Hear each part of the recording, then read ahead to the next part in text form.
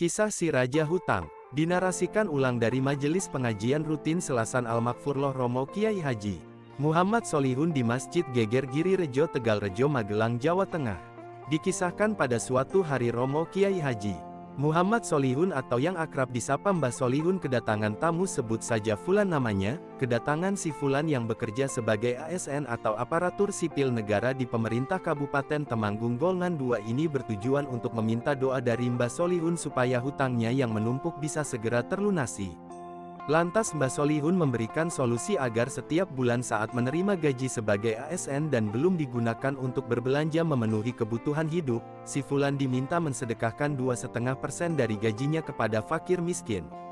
Lantas si Fulan bertanya kepada Mbah Solihun, "Sudah itu saja Mbah, gak ada wirid atau zikir khusus yang harus saya baca?" Mbah Solihun menjawab, "Sudah itu saja, dan lakukan mulai bulan depan setiap bulan sampai seterusnya."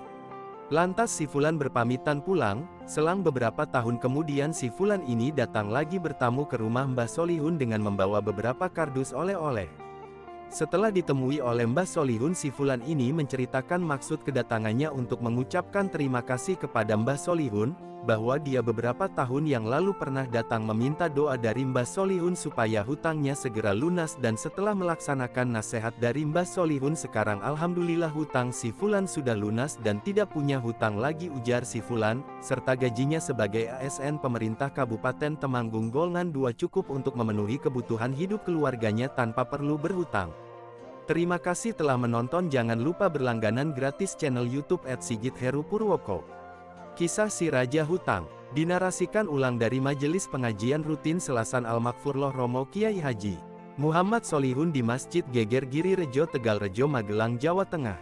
Dikisahkan pada suatu hari Romo Kiai Haji Muhammad Solihun atau yang akrab disapa Mbah Solihun kedatangan tamu, sebut saja Fulan namanya. Kedatangan si Fulan yang bekerja sebagai ASN atau aparatur sipil negara di pemerintah Kabupaten Temanggung Golongan 2 ini bertujuan untuk meminta doa dari Mbah Solihun supaya hutangnya yang menumpuk bisa segera terlunasi.